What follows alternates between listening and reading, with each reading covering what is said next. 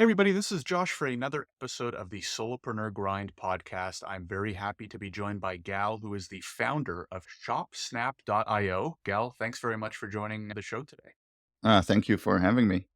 Can you start with a really quick introduction, Gal, a little bit more about yourself and what exactly is ShopSnap?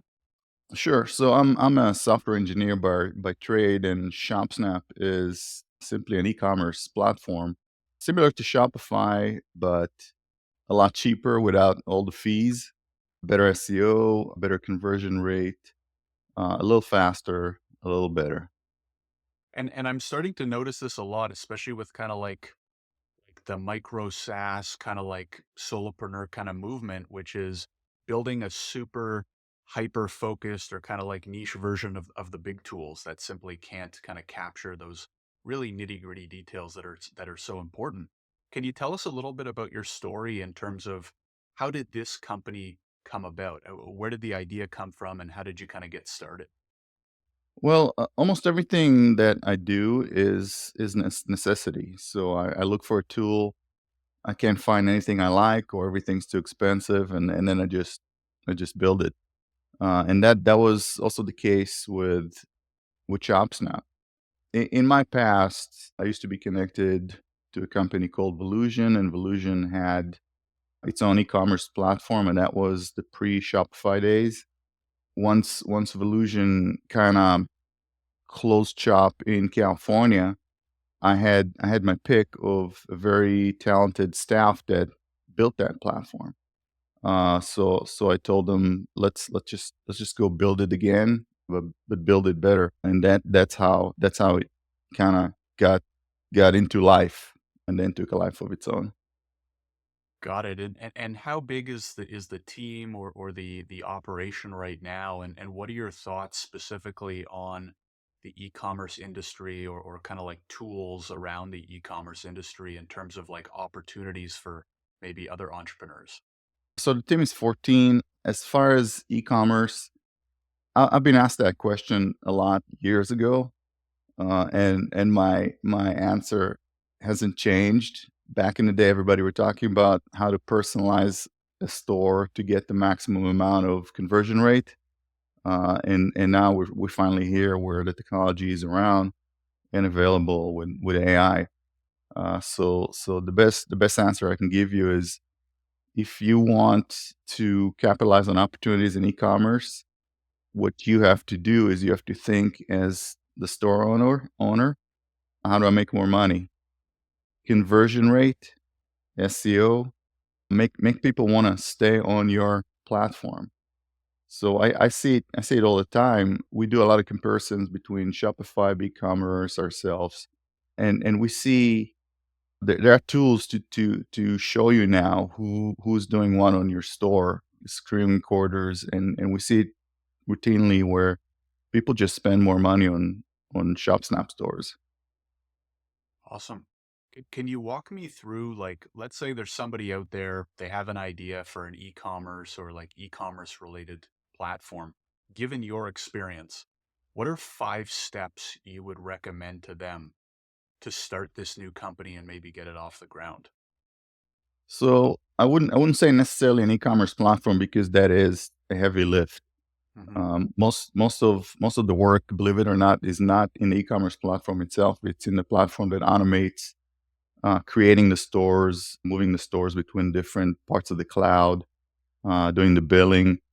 Building a SaaS company that provides an e-commerce platform is not an easy lift. So if you don't have a team that already knows how to do it, I would suggest don't do it. But if you want to start a business, any business in the SaaS or anywhere else, yes, there are 5 steps that I use. I also have other companies, and I use those steps to build them. And those steps are: the first one is research. Research your, is there a need? People looking for it? What your competition looks like? How heavy of a lift it's going to be to compete? What do you think you're going to provide that they're not providing? And is the customer going to understand the value that you bring? So that's the first one, research. The second one is validate. And validate is, I think, the easiest step. You just go to conversion funnels or any of those websites that provide landing pages, Set yourself up with a landing page, go to Google, Meta, LinkedIn, buy some ads, and see the conversion rates. Are people interested in it? Once you collect those leads, and that page can either say pre-order, or it can say download our course, download our ebook. Just figure out if people actually want your product. Spend 10 grand on it. Get some leads. Now you have people you can connect to. The third one is build. Once you validate your product, just build it and make sure you don't leave any gaps. Automate everything. Make sure it's you only have a first time to make a good first impression. When someone goes to your website, when someone uses your product, if they get frustrated, if you built it incorrectly, if you left some bugs in it, if you didn't automate every aspect of your business, someone's going to get frustrated, and you're not gonna make the best use of your time or your customer's time. So build it, automate it, test it, make sure it's perfect when it's out the door. A lot of people build prototypes and they call it an MVP. And then you come in, you use the MVP, and you break it in 2 seconds. And you go, that's not a serious company. And then that's it. You're never going to come back. Build your product correctly before you release it to the market. The fourth one is get a customer. So even before you get money, get a customer. Get a customer. Get even if you have to give it away for free, which I highly suggest not to do it, because when a customer doesn't pay for your product, they don't appreciate it. But even if you have to give it away for free to get a customer, do it. Do whatever you need to do to get a customer. Get a customer, see how they use your product, see if they're happy with it, if they need more features, and try to get their money. And then the last step, which is, I think, the step that I never did, and that's fund your product, fund your company. Once you have a customer, it's infinitely easier to go get a VC and get some VC money, and from there you can go ahead and scale. Don't try and raise money when you don't have a customer. It's nearly impossible, as I found out.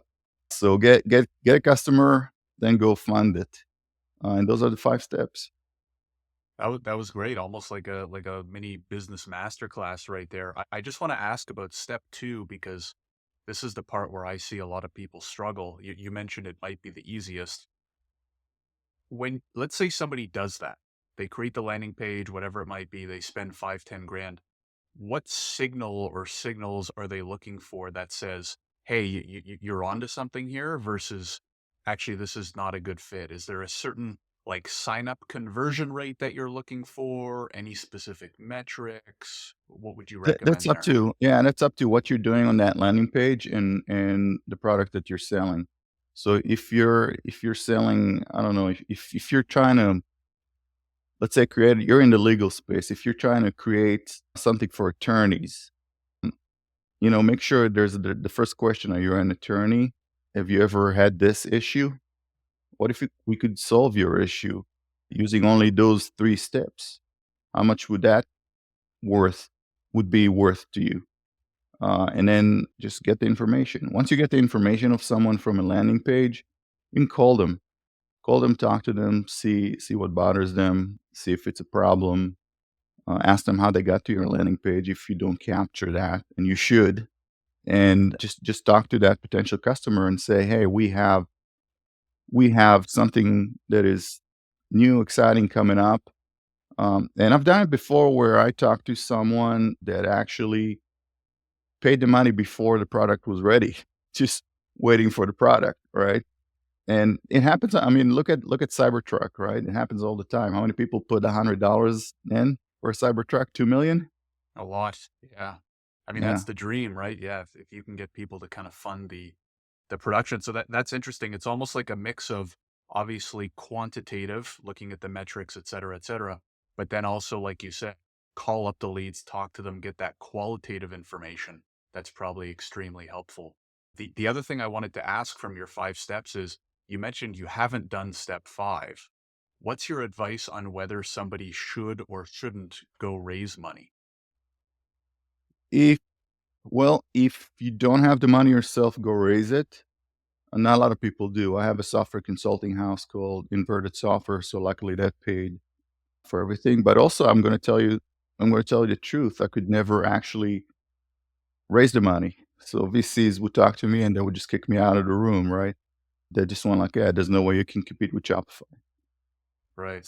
So So nobody gave me money. sometimes I guess it's not your choice, but the other piece that I pull from this, which I can agree with, is like if you can start, let's call it like a service-based business, grow that first, have some revenue coming in, then maybe use that to go fund the tech. Because I mean, I can relate, man. Raising money is very hard, and I don't find it quite enjoyable. But anyways, we can leave that for another time. What would you say, Gal, has been the hardest part for you of navigating your entrepreneurial journey? I think there's ups and downs in every journey. The hardest part is also the easiest part, and that stay optimistic and keep moving forward.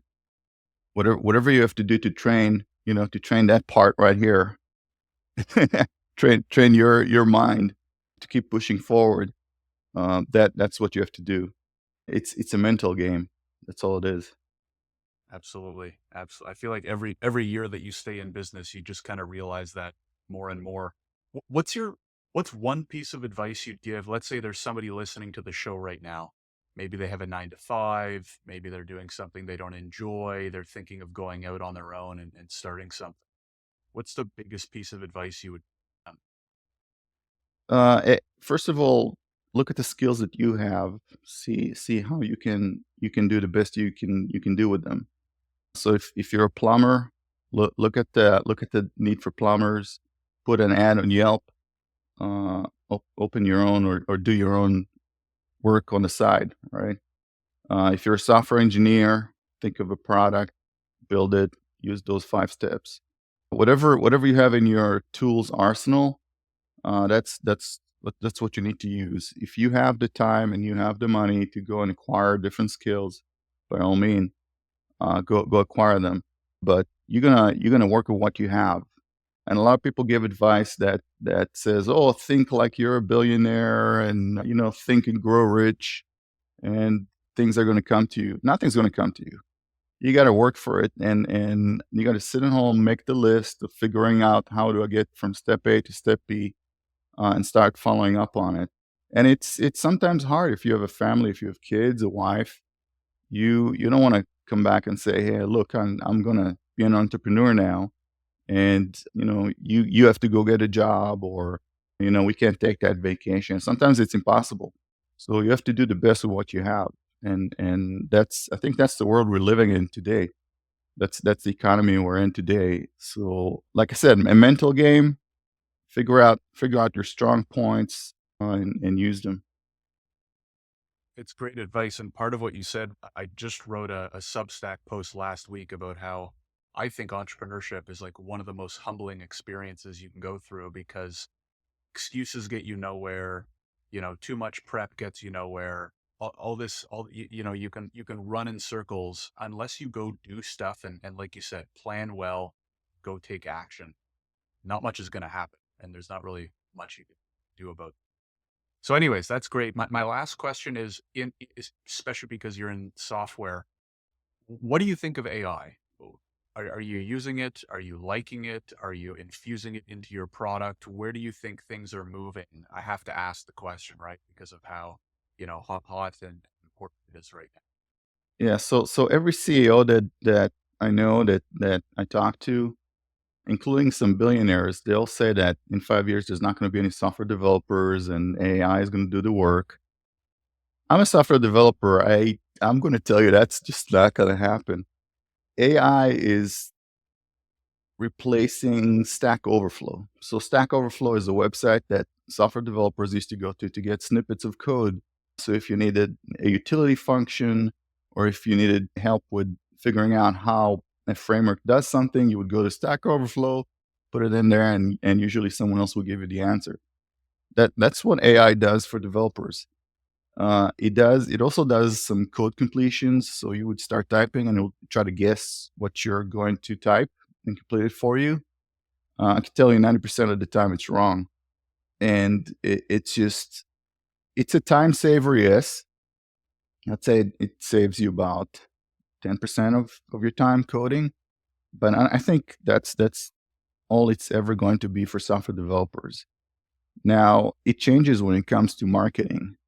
I have I have multiple companies. One of them is called Prana Entertainment LLC, and multiple web properties. One of them is Blog Cloud, which is a WordPress clone, but a little faster. And then another one is, believe it or not, a psychic network website. And if you go to the blog of that psychic network website, there's I think 100 posts, something like that. They're all AI. So AI is great at generating a 5,000, 10,000 word article or blog post that you can then look over and edit. And that saves you a lot of time in marketing. Same with images, same with videos. All the images there are AI generated. All the videos are AI generated. AI is great at marketing.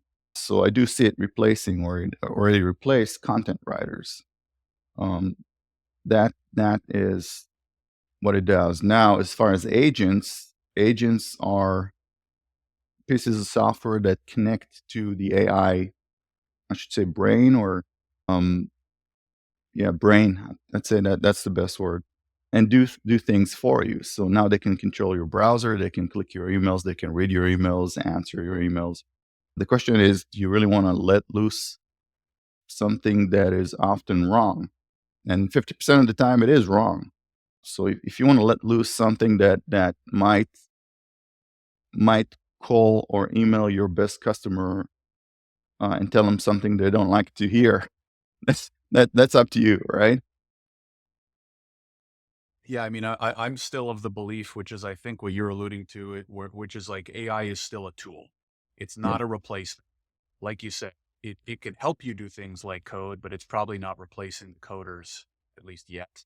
It can it can help you write entire extensive blog posts, content, et cetera, et cetera. But as you mentioned, you still want to review it, right? And as you mentioned earlier, I'm in legal tech. I certainly can't rely on AI to do tasks and give advice to clients. Or, for example, we have software that we sell to law firms. And if the AI isn't perfect and the law firms get one answer that they don't like, they no longer trust the AI, right? So it's like this balancing act, which is really interesting. I'm curious to see how much better it gets over the next few years, but totally agree with that. Gal, this has been really helpful in a lot of respects. Really appreciate you coming on the show. If people do want to learn more about you or your companies or maybe get in touch, where do you recommend that they go? You can find me on LinkedIn. I'm pretty active there. Shopsnap.io, invertedsoftware.com, whitestarlabs.com, blogcloud.io, 76psychics.com. I could go on and on and on. I have a lot of things on my plate. Oh boy. Maybe I'll just link to the top three or four in the and I'm assuming if they go to your LinkedIn, they'll see all those as options as well. Yeah, probably. Yeah. Awesome. So we'll have links to at least, let's say, like three or four of those in the description, whether you're watching on YouTube or listening on your favorite podcast platform. Gal, thanks again for coming on the show. Really appreciate it. Thank you.